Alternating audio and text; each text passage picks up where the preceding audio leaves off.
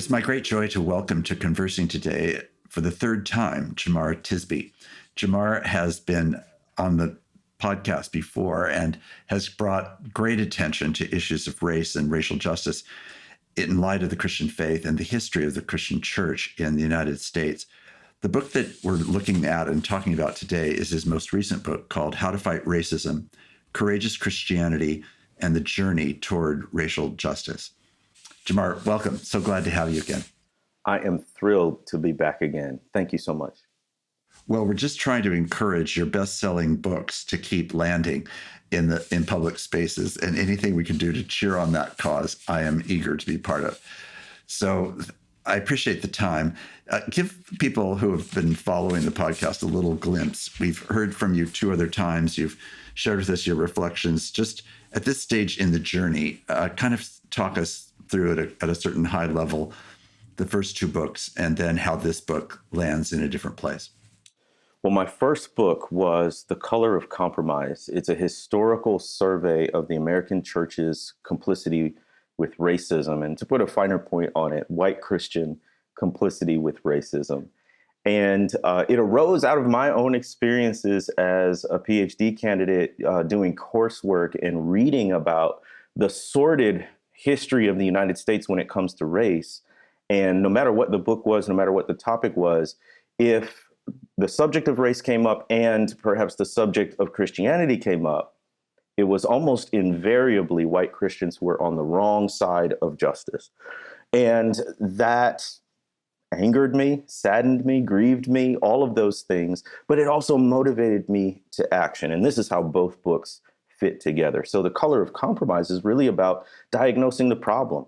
What's going on? How did we get here from a historical perspective, all the way from the colonial era on up to the present day?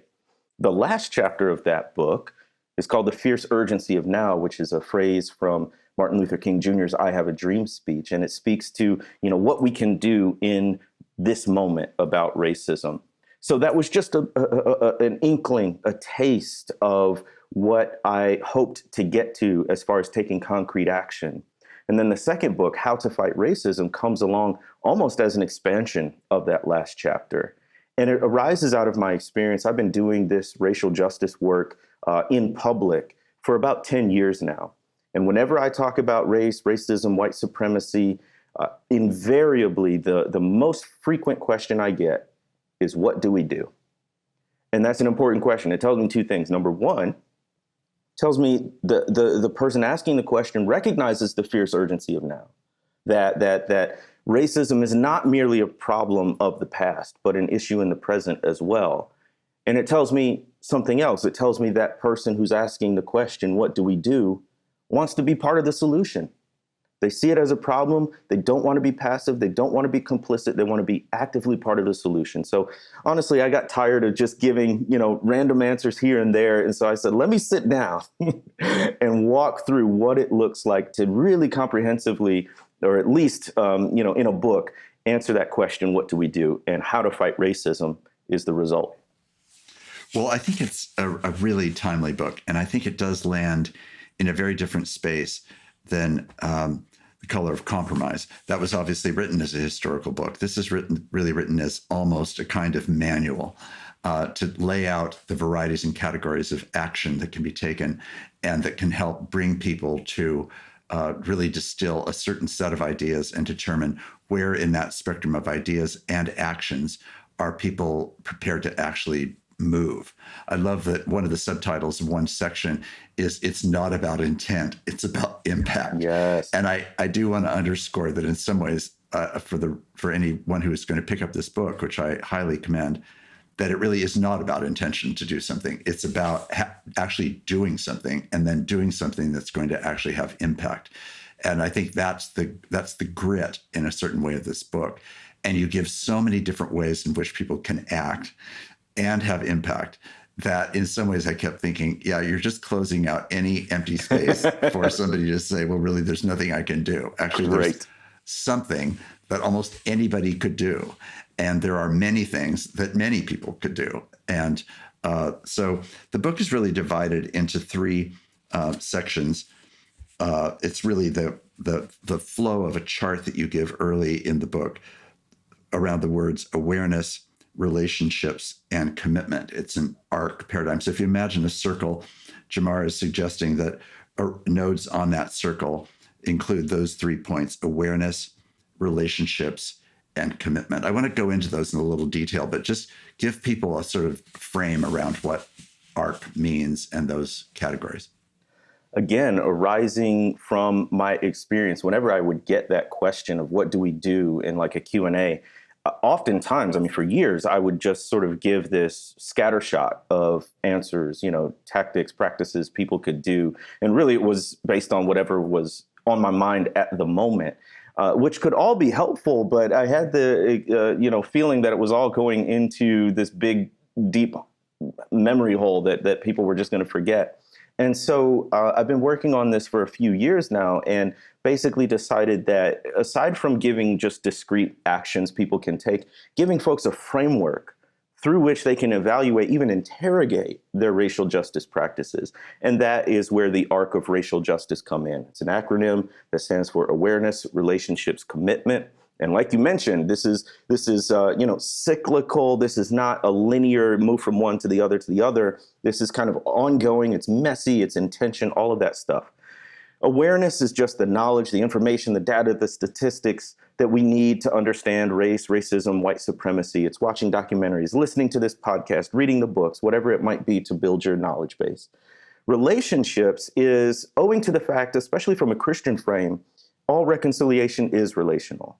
That when God wanted to reconcile a people, God sent not a tweet or a TikTok video. God sent a person, Jesus Christ, for reconciliation. And almost universally, as I've heard stories of people who have been reticent to take up the cause of racial justice, what changed their mind is a personal relationship.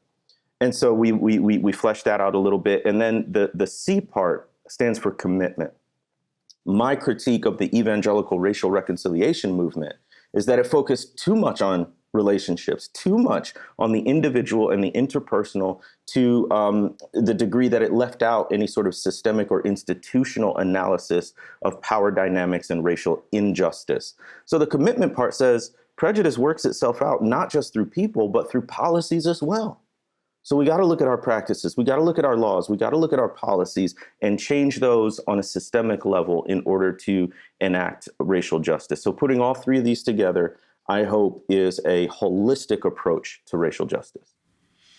Well, I do think it's a very useful tool to have such a simple paradigm, because it just lays out these nodes. And as you say, it's cyclical. It's also like a spiral. There's a sense that one naturally leads you back to the other things in a deeper way, and it does drill into the issues in ways that I think are really, really helpful. I want to say also that I think what readers will find in this book is that you're really trying to navigate between telling stories that sound compelling and urgent, but also matching it with telling actions that are sometimes in those stories, or actions that you bring to those stories to say, what could a person really have done about this or that particular paradigm that you might have been highlighting? And I wondered, as you were doing this and developing the awareness, relationships, and commitment part, is there one that you find, the one that you just mentioned, for example, about commitment, is a critique of the white evangelical or the white Protestant racial justice movement that often has, especially in evangelical circles, has been prone to be more individualistic than it has been systemic. But do you want to comment on the other two? I guess what provokes the question in part for me is a feeling that the core of this, in so many ways, is relationships. Relationships motivate my desire for greater awareness, and relationships also motivate my desire to be a fellow traveler and fellow mobilizer and worker and agent for change, because people's lives are so profoundly at play and at risk, and in the context of such injustices. But is that how you see it as well, or do you see it kind of just differently than that? So I think with each component, awareness, relationships, commitment, there are sort of misconceptions that need to be corrected. And by walking through this chapter by chapter, hopefully we get to a more robust understanding. So just, structurally, the book is laid out in 3 parts under each of those headings: awareness, relationships, commitment, 3 chapters in each part. And then within each chapter, there's an introductory story that hopefully sort of kind of illustrates whatever that chapter is about. Then there's a section called Essential Understandings, which I believe are some of the ideological frameworks that we need to have. And then there's the racial justice practices. So within the awareness category, let's say, there's lots of areas in which we can build awareness: psychology, sociology. As a student of history, as a historian, I'm like, how do we study the history of race? Because we get it wrong so much. Number one, we don't study it. Number two, to the extent that we know it, it's sort of these triumphalistic stories of getting past racism and becoming post-racial, right?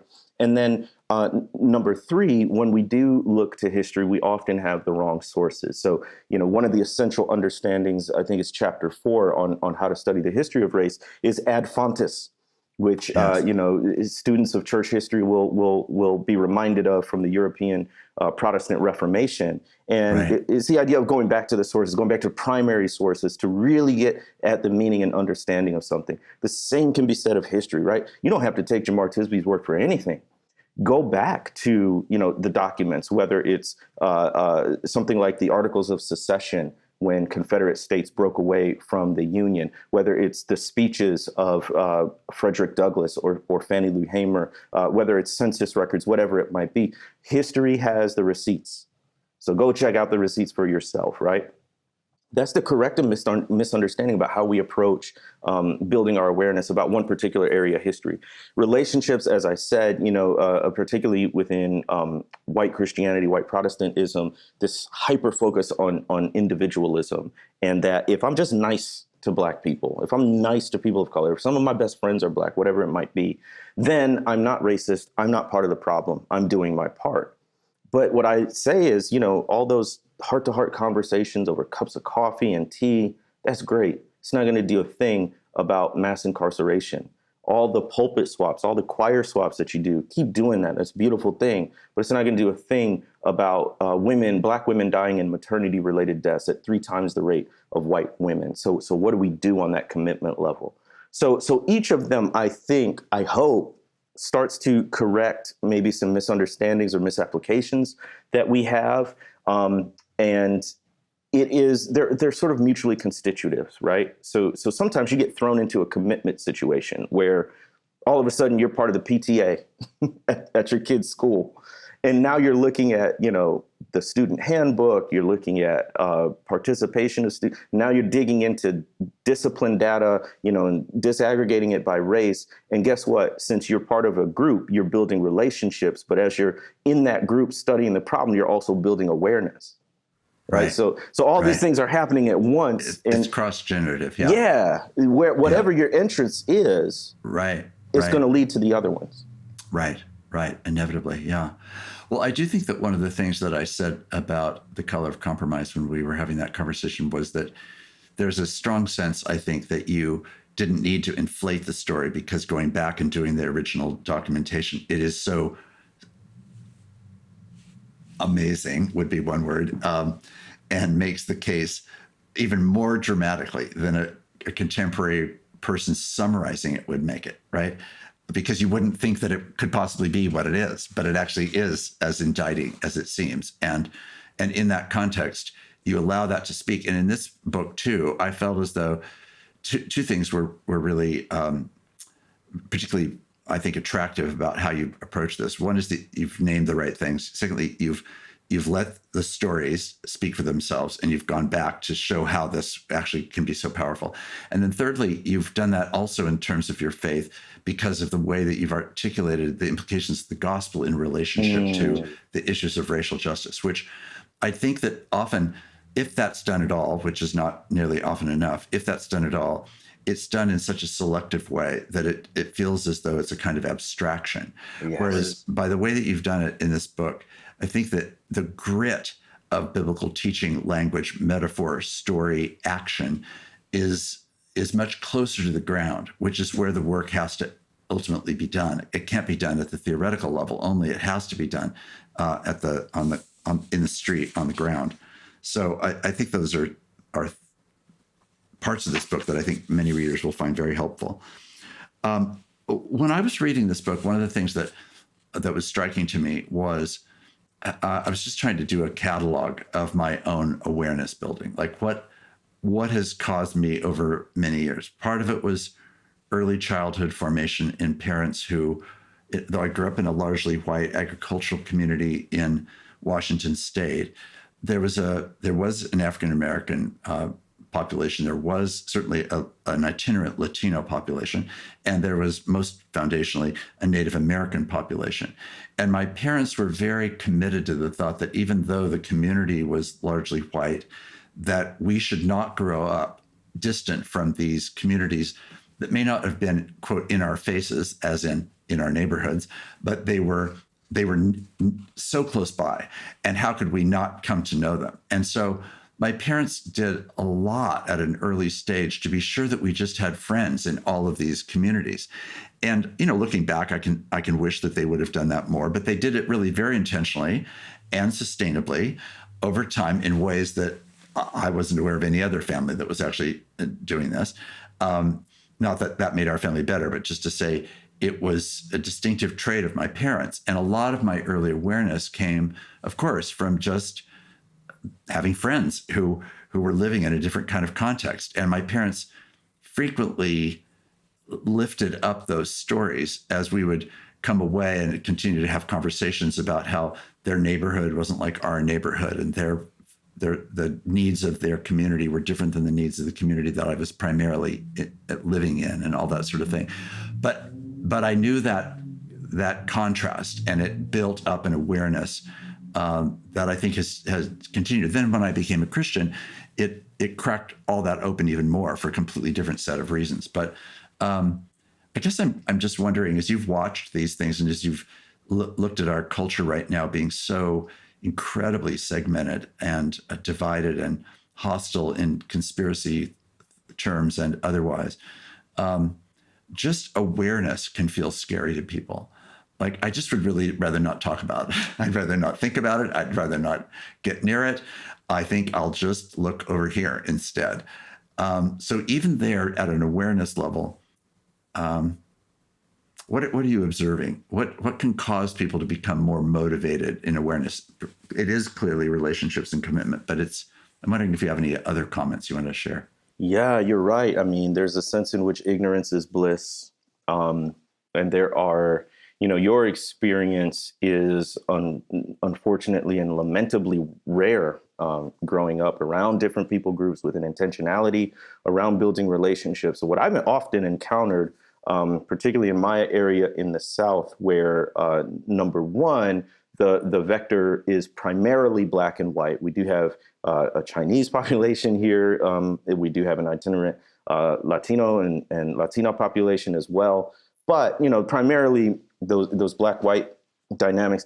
White people can go to school, get in the workplace, be raised in family, and it's a completely white world, socially speaking, right? So that makes any of these sort of conversations about racial justice really an abstraction to them because they haven't experienced it. They haven't experienced, police brutality. They haven't experienced, the stigma of walking around in a store and being followed because of your skin color. They don't even know people who really have interacted that closely with any of that. So then it becomes awareness-wise like something completely foreign to their experience. That and the insidious part is they think it's overblown when they hear about it. They think you're, highlighting or emphasizing something that's not really a big deal, all of those kinds of things. So that's one real big difficulty with awareness. It's so far away. And that's on purpose, right? Because if we look at the history, white people have done so much to separate themselves and segregate themselves from Black people and other people of color. There's a certain degree to which it's by design. In my town, and this is widely known, we have a Segregation Academy. It was a private school started in 1971 or 72, right when the federal courts were forcing schools to finally integrate after the 1954 Brown v. Board decision, and nobody actually did it, right? And so this school, which is in our town, started in that period when the federal government was finally enforcing these desegregation rules. And it was to separate white kids from the black kids that were coming in. And to this day, it's a school that's over 90% white in a town that is 75% black. So it's like, wow, we're still living with the reality of that and the on purpose segregation and separation of white people from black people and other people of color makes it building awareness a huge. And then the last thing is, it's indicting. When you start to learn this history, especially if you're a white person, you're implicated in it. If you're actually humble enough to really accept the consequences of this thing, there are benefits that you've gotten from being white. You didn't necessarily ask for them, but the way society is structured, you benefited from it, right? So there are all kinds of sort of mundane examples. There's an example of a guy whose first name was Jose, and he submitted hundreds of applications for jobs online. So all they knew was his name and his resume. They didn't see him face to face. They didn't interview him. This is just, one of these services online. He never got a call back. Then he changed one letter in his first name. He dropped the S from Jose and made it Joe. And all of a sudden he's getting these callbacks, right? Like that's just, it's empirical. This was a scientific study, all this stuff. They did the same thing with applications with different names like Greg or Lakeisha and saw the difference in responses, right? Like this stuff is real, it's empirically proven. And if you accept those results, which many people are loath to do, but precisely because it would implicate them, then I think there's that sort of self-defense mechanism that we all have where we want to think the best of ourselves. And if this stuff is true, then what does it mean about me and my part in racism? So I think part of that is all of that goes into the awareness piece. Maybe I've shared this story with you before, but there was a conference I was asked to speak at. And on the way to the conference organizer was driving me, and he was making quite a lot of the racial history of this particular conference center and how it had been segregated and then how it got desegregated. And he went into sort of a quite lengthy explanation of how all this had occurred. So I learned that in the evening as he was driving me there, and then I was going to speak the next morning. So the next morning I roll up and people start filling in, and it was a large conference space. There were probably 1,500 or more people in the amphitheater, and there was one person of color. And it was a friend of mine who had driven a couple of hours to be able to come and be at the conference. But everyone else at the conference was white. Now, a moment like that is, of course, not in any way accidental.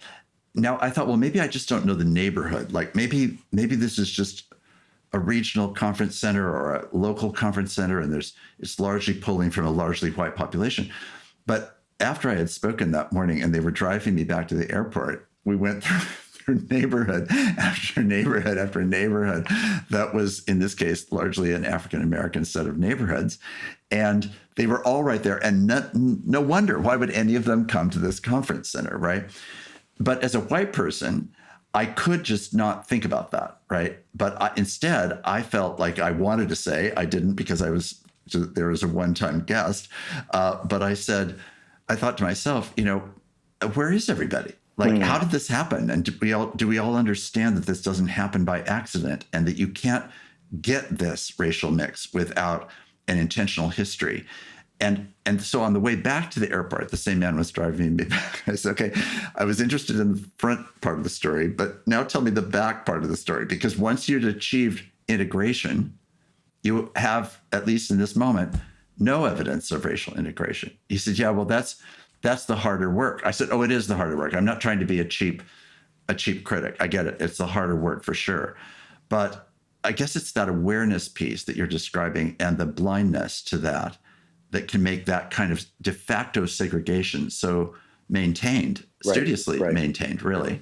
And with segregation in particular, it's a great illustration of how traditionally people in the United States, particularly people in power in the United States, have taken on racial justice issues in the negative sense of taking away boundaries and barriers versus the positive sense of actually building bridges and promoting repair, right? Yes. So what I mean is, Brown v. Board, which was specific to public schools, but had implications for any sort of public facility, right? Took down the barrier of legalized racial segregation. That being true, many white people, A, they thought they lost, right? They wanted those barriers to remain up. And then B, thought the work was done. All right, we took away the rule. We took down the sign that says whites only, colored only, whatever. Now we're done. You can come in if you want, basically, right?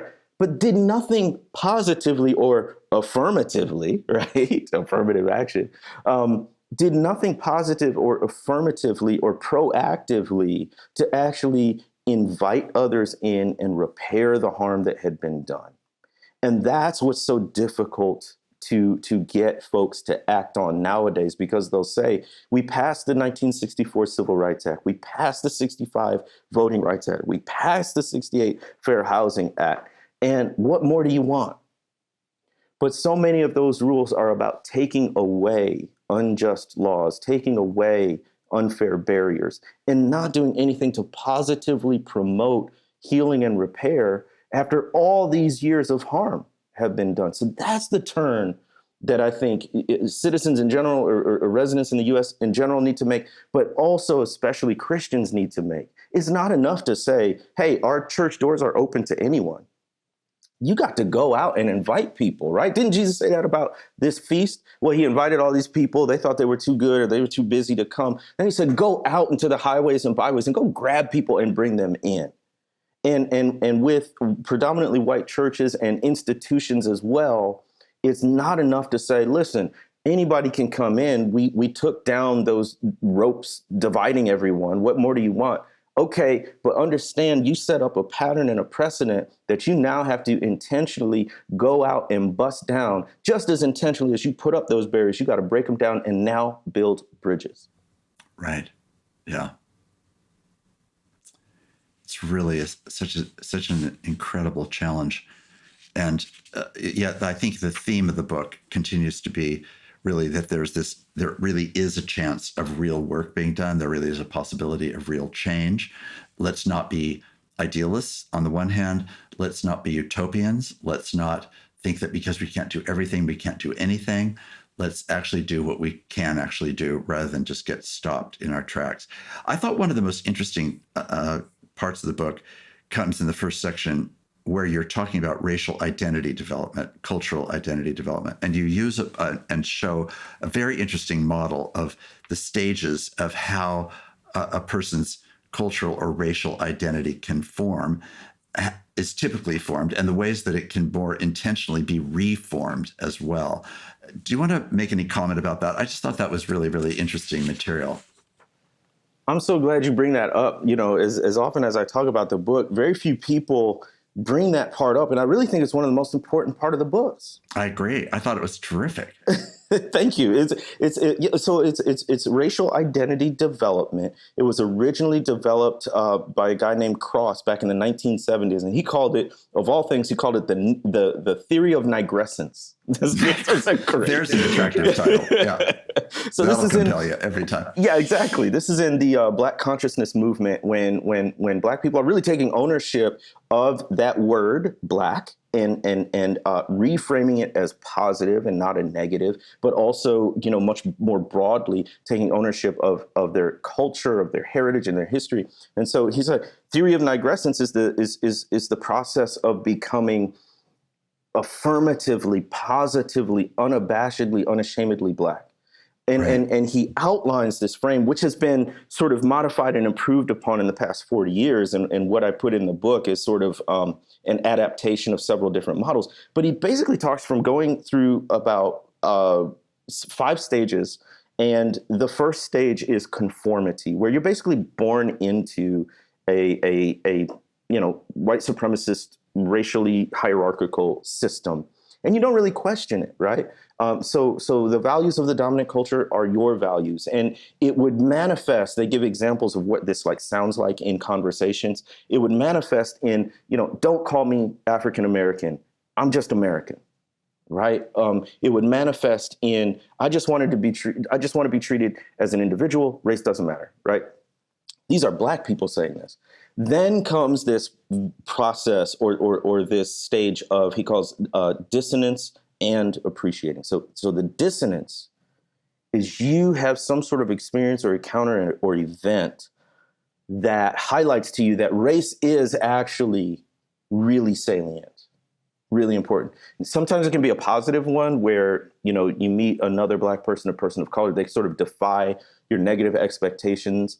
But most of the time, it is a negative experience, some sort of traumatic experience. So, gosh, I have so many of them.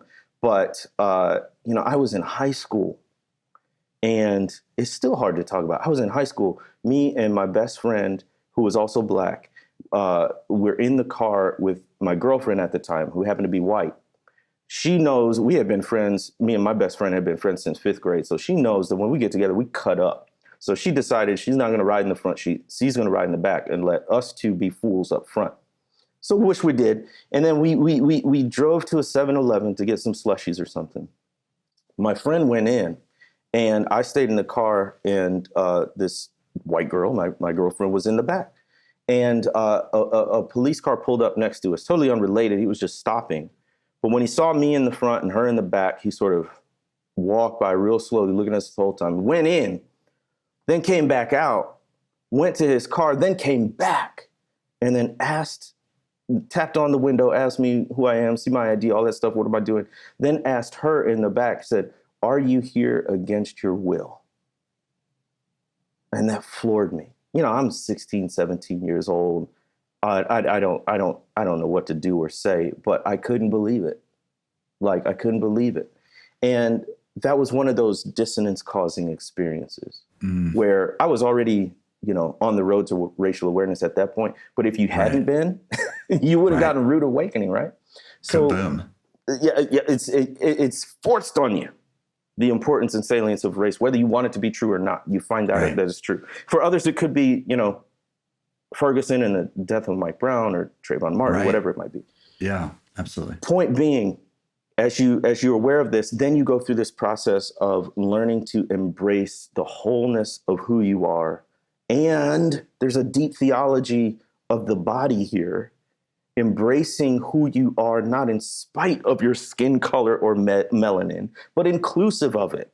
And knowing that God didn't make a mistake. And no matter what society says, and you don't have to, in any way, shape, or form, distance yourself from your race, your history, your culture, your heritage, in that sense, in order to be a Christian, in order to be accepted, in order to be fully human and worthy of respect. So that whole process, there's different stages, but it's such an important thing. And I stumbled on this in college when I was going through one of those dissonance experiences, because as an undergrad, Black Americans were only 3% of the student body.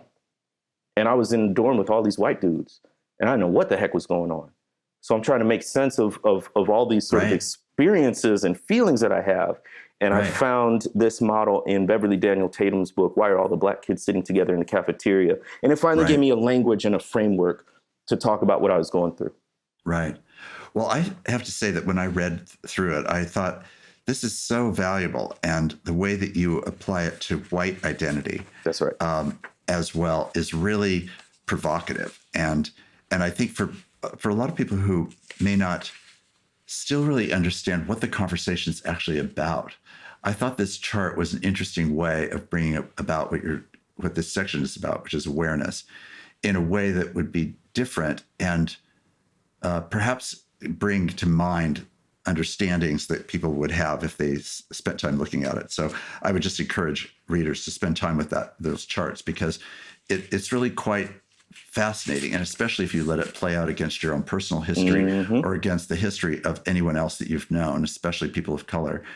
the narratives are just not the same narratives, and the significance of what this sort of distills in this way across various sorts of attitudes is just extremely telling. And so I just wanted to bring that to people's attention. Yeah, and I thank you for bringing that up, because there's a racial identity model that you're going through if you're Black, but I also include the racial identity development model that white people go through. Exactly. Which is a critical understanding, because so much, this goes back to the awareness piece, so much of the issue or the hurdle that we have to get by is white people understanding they have a race too.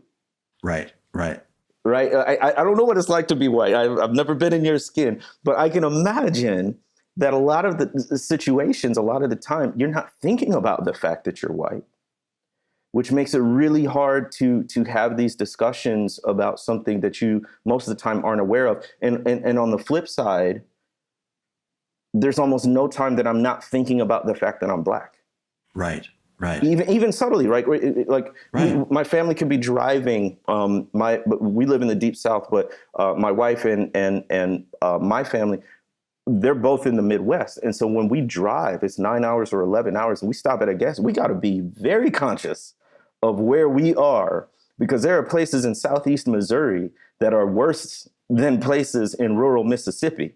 And I wouldn't stop there. So that's a way that we're constantly conscious of our race. And so I think it's really helpful for white people to look through that racial identity development model and see how they can become conscious of the fact that they too are raced in America. Yes. Well, that puts a good point on it, because it was that duality. On the one hand, here's identity development as a person of color, in particular, potentially an African American or Black person. But here's the same kind of parallel that exists in claiming and living into a white identity that we may not think about because it's so socialized and normed around us that it's transparent and it doesn't even seem like it's happening. But when you look at the chart and you realize, oh, actually, I do recognize how this formed. It's interesting, just even around the use of a word like white and Black, because I still find that in some contexts that the comfortability around being able to say Black is a hard thing for some white people to accept. I think they still think as though that's a bad word, as though I'm impugning you if I say that you're Black. Well, okay, let's just hold everything and examine where does that idea come from. But nevertheless, that is how people think of it. And then they it's as though the color blindness becomes attractive because it feels like a way of sidestepping that awkwardness. Yes. Instead of actually stepping toward it and wanting to understand what it means to be Black and to be able to call it Black. And African American became an easier epithet that could be used because it felt like it was like I'm giving you a demographic. Right. If I'm kind of call you Black, then it feels like I'm saying something much more personal, potentially something much more provocative. I have to myself get comfortable with the thought of saying that you're Black as though I'm not you know what I'm talking about? Yes, I'm sure you do, but I'm absolutely. Just saying, how do you react to what I've just said? First of all, I love that you said it. I love your honesty and your vulnerability, because I hear it all the time. It comes through in casual speech, right? Because I'll be using the word Black the whole time. Yes. And then the white person will say African American. And I'm like, where did that come from? Because if you're taking cues from the actual person of color in the room, so I think, there's a sense in which folks have the impression that it's like the N-word is something Black people can say, but not white people. And that might have been true at one point, right? Like in the 60s or the 70s or something like that. But it has become language evolves and changes, right? So it has become commonplace, common nomenclature. You got, Black Enterprise, right? And BET, Black Entertainment Television. There's this big debate in 2020 during the racial justice uprisings about capitalizing the word Black, which I do throughout the book and have a footnote about it. So it is perfectly acceptable to use that term, but you're right. To examine one's discomfort with using that term is in itself sort of a way of building your own awareness, a way of probing your own racial identity development and seeing where that angst comes from, because it's really not about the usage of the word broadly. It's about how you interact with the word and with all that comes with it. And just asking those questions, I think, could be a fruitful line of inquiry. Well, it was interesting. There's a person that I occasionally do work with who's at another institution, and we were involved in a conversation, and the word that I was expecting to be next in the sentence was the word black. And instead there was just a pause, kind of like I don't know quite what to do here. And then they came out with African American. I said, I know the person well enough that I felt I could say this. I said, so tell me, there was a pause. I'd sort of like to know what that was about. And I'd also like to know why you chose African American in the end. So we had that conversation. I said, do you feel comfortable saying a person directly, to say to them that you're black? And there was a long pause again. And they said, I don't feel comfortable saying that. And I said, well, then, in a somewhat teasing but serious way, I said, so now every time we have a conversation, I'm going to put you in a situation where I want you to use the word black, because it's like it has to become habituated in your own normal speech that this is a really honorable word to use. It's a positive word to use. It's not this. In any case, we could go on about just that one word for the rest of our time. But I will say that just briefly, that is such an important point, because Black people are not monolithic, nor are our experiences uniform or identical. So, somebody who's born and raised in the 50s and 60s and 70s might have a very different connotation. I mean, there was actually a big debate within what became the National Black Evangelical Association. It was originally called the National Negro Evangelical Association. There's a big debate internally about whether to change it to Black. This is actually before 1966, when Stokely Carmichael helps to popularize the term Black Power. But for folks who are growing up in that milieu, and then it was the 1980s, I believe, and especially who's my guy? Jesse Jackson Jr., who helps popularize the term African American. That came along with a generation of boomers who were Black or African American. That just became common. So it may even just be a point of familiarity, right? Yeah. So anyway, my point is, not all who I would call Black people would have the same relationship to the term.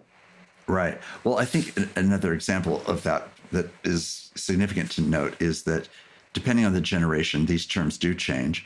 And I think for some that are my generation, they would have grown up, let's say, as a white person, conscious of Black power, and the use of Black feels militant.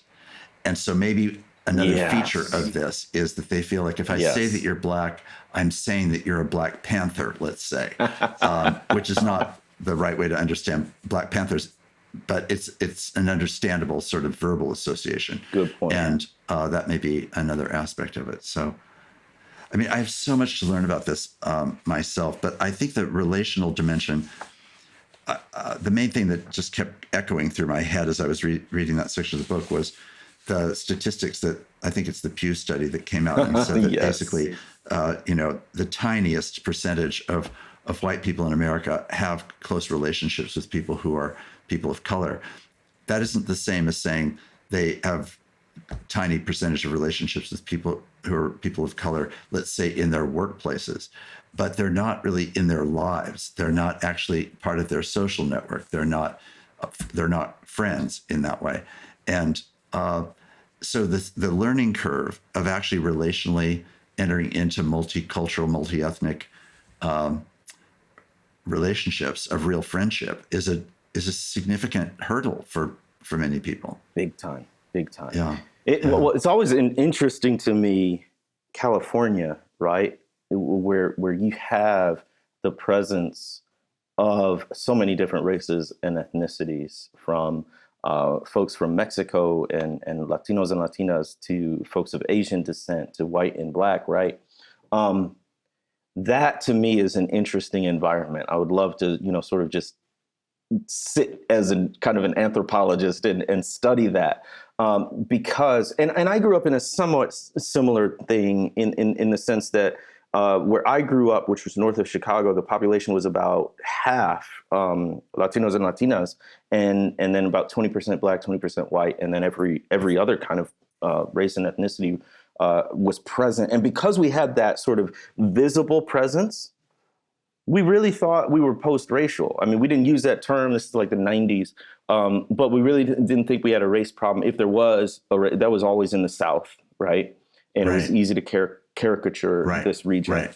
But I think it poses an interesting challenge, right? So to your point about meaningful relationships, so we can easily sort of absolve ourselves of any sort of responsibility for racism, as long as we like go outside and see a lot of different people. Right. Like, that's it. Like, what are you talking about? Race problem. Over. Yeah, exactly. We got all the different kinds of people. But that, that doesn't indicate at all the depth or quality or authenticity of relationships. And these have to be relationships based on mutuality and equality. Right. So it's not transactional relationships. I'm the boss, you're my employee, or I am the consumer and you are the cashier, whatever it might be, right? They have to be relationships based on sort of mutual equality, which is rare.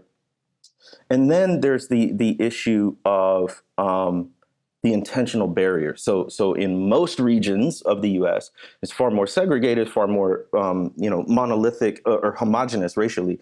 I've gone to speak in Iowa a couple of times, which blows my mind because it's one of the top 5 whitest states. It's over 90% white. Even still, you have pockets of like you said, Latino and Latina immigrant communities who are unfortunately on the bottom of the economic rung. But in those environments, right, like it's really hard to develop cross-cultural relationships. To which I say, I get it, but a couple of things. Number one, you need to teach this stuff about racial justice because A, it affects all of us everywhere. B, and most importantly, it's biblical, right? This is in the Bible. So if you're a Christian, this is just part of your faith. And then C, you're not going to, you may not be where you are forever. So what if you move from, Cedar Rapids, Iowa to Chicago or Pasadena or wherever it might be? Yeah. Right. Are you only then gonna prioritize these issues? So there's a lot of reasons, no matter what your sort of local community or even your social network, what the composition is, there are a lot of reasons to pursue racial justice and understanding diversity, equity, and inclusion, regardless of your circumstance. Yeah. Well, I do think, picking up on your California point, I think that California prides itself in distributed and proximate diversity, but not an intimate diversity. So I still feel as though there's mostly racial pocketing, and then there are some relationships that are deep and profound relationships that cross racial lines. And I say that both because of studies that I've read that have indicated that that's the case. It is a little bit like, why do all the Black kids eat together in the same at the same table in the cafeteria? It's partly that phenomenon, which is legitimate, of course. But then the other side is, who's going to take the risks to actually move into deeper places? And but it has to be, as you said, mutual offering, and in that sense, not to go in with the cultural as at least as thick a cultural baggage as the presumption that you're the one that needs to get to know this other person so that you can call them into your normativity. That is not obviously the way to do this. But it's a temptation because that's how white culture works. And it's sort of like, well, I want this relationship because I'm hoping I can be part of the problem solving, and I'll do that by solving the problem of you. and of course, that's the exact inverse of the problem. One of the things I say to that point in the book is that when it comes to building these relationships, sort of intentionally building these cross-cultural, cross-racial relationships, is humility, not utility. Humility, not utility. So the humility to go in as a learner, as a listener, especially if you're white, but really for anyone. rather than utility, where this relationship has some sort of functionality in making me feel like a better person, right? And that's a fundamental thing. Humility is others centered. The utility part is still about me. And my self-perception is not racist or having these diverse relations. And one of the litmus tests I put in there is, would you still be friends with this person even if you never talked about race? So if that utility part was taken out and it was just about that human relationship, would you still be friends? Or, if we're honest with ourselves, there are people in our lives that, if you take that utility part, what they can do for me out, and I understand there's a mutuality, it's not completely wrong that you get something out of the relationship, right? But if you take that sort of pragmatic utilitarianism out, there are people that we really wouldn't have, much to talk about at that point. Yeah. Let's go into one detail that I think is often confusing to white people. So one of the questions that I've often heard raised is, I need you, Jemar, to teach me. I now want you to be my tutor. It's the utilitarian thing. I need you to teach me how to think about race because you're Black and I'm white.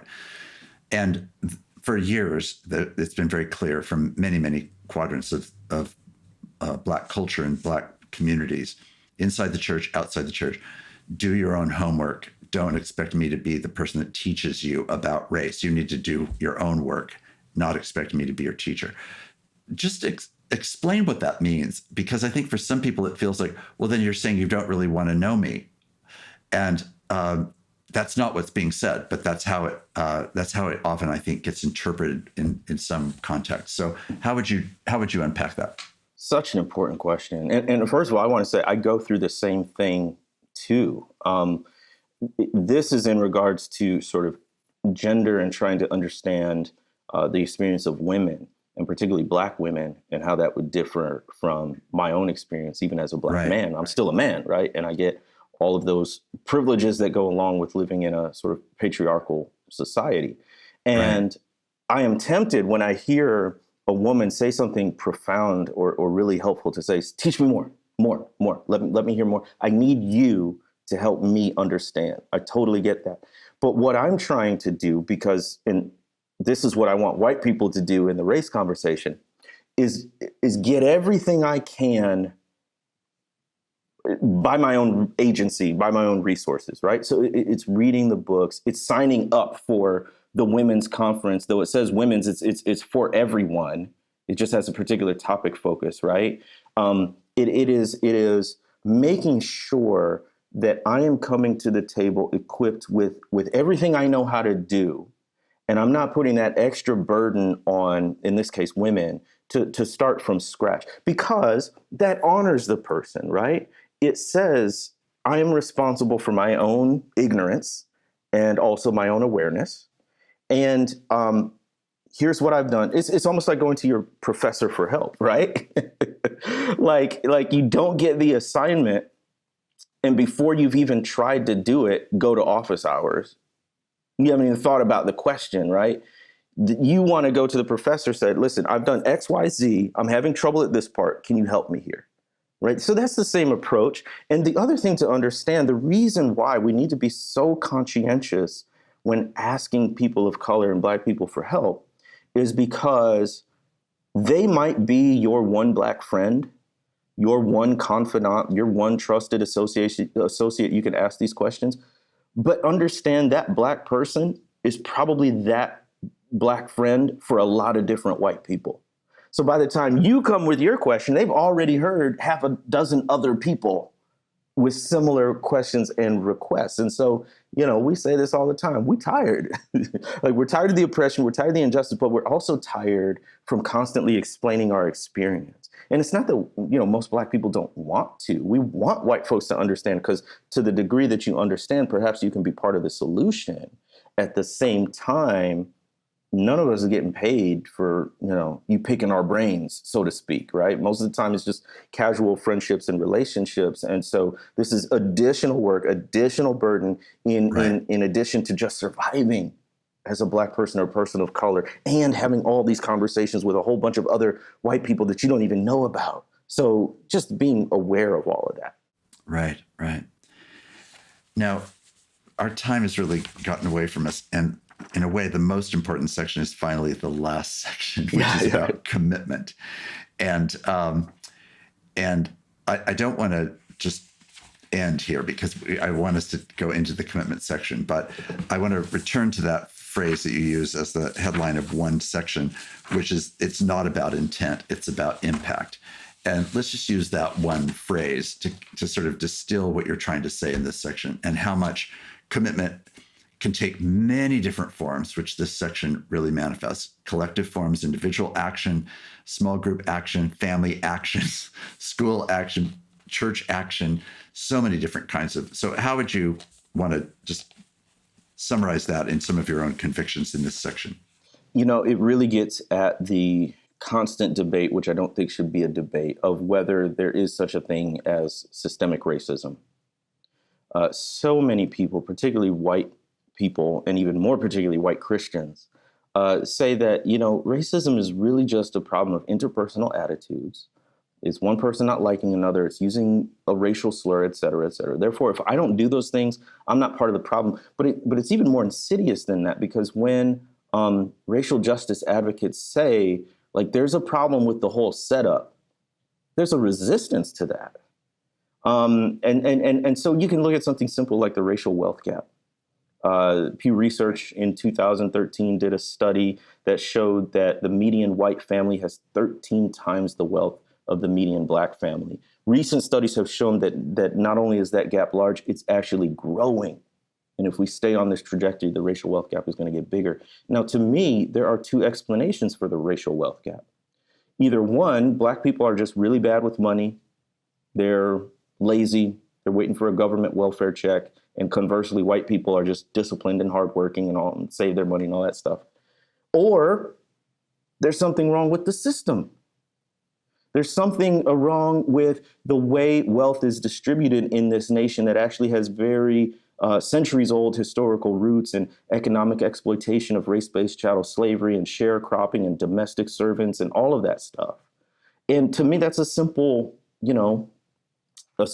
kind of calculus you got to do to explain it. Or the fact that, you know, if you are a black male, you have a 1 in 3 chance of ending up in the criminal justice system.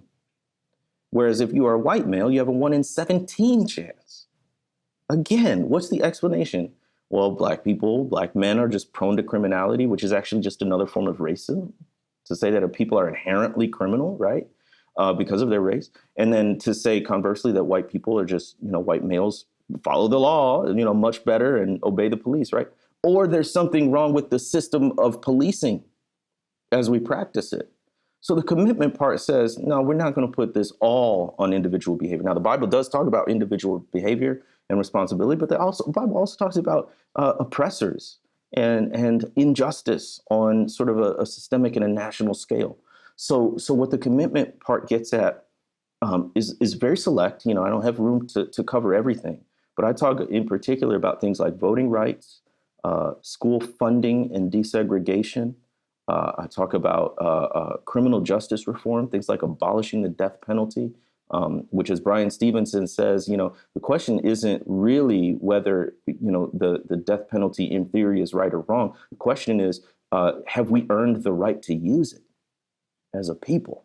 We demonstrated enough responsibility and care with it.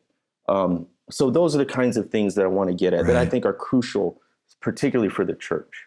Yeah. And I think your comments earlier about it's fine to do the choir exchanges and the pulpit exchanges, but that's different than actually addressing the systemic issues that are beyond the categories of simply relational connectedness into patterns and habits of culture, society, economics, business, and church life itself. So absolutely, it's a really critical part of the book. And what I loved about it was both its pragmatic character, because you're really quite practical about many of the things that can really be done. And it's a small encyclopedia of options, in fact. And therefore, I think in a way, you're sort of more or less, in the best sense, throwing down a gauntlet and saying, there's got to be something here for everybody.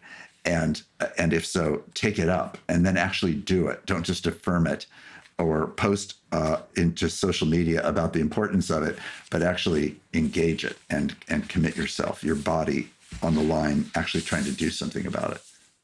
That's exactly right. I mean, if you make it through this book and think there's nothing you can do, like you're trying really hard to get there.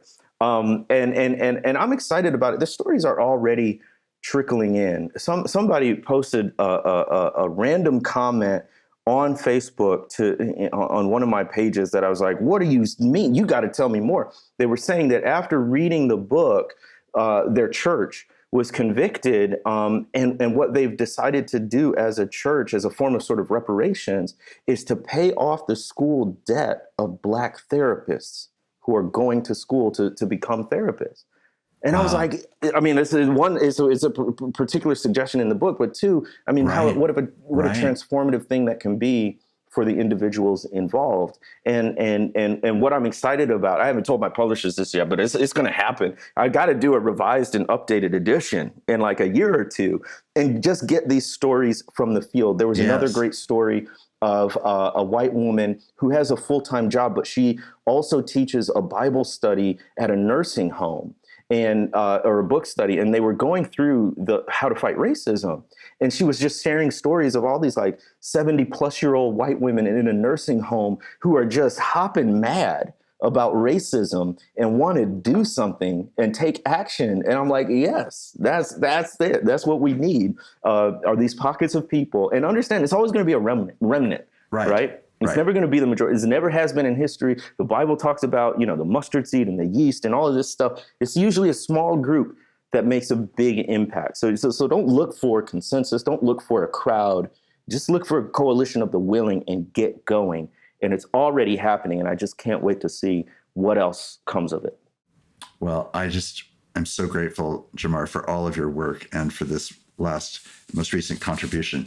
It's just, it furthers the work that you've been about since the beginning. And I'm just very, very grateful for the contribution that you've made to Conversing today and have in other times as well.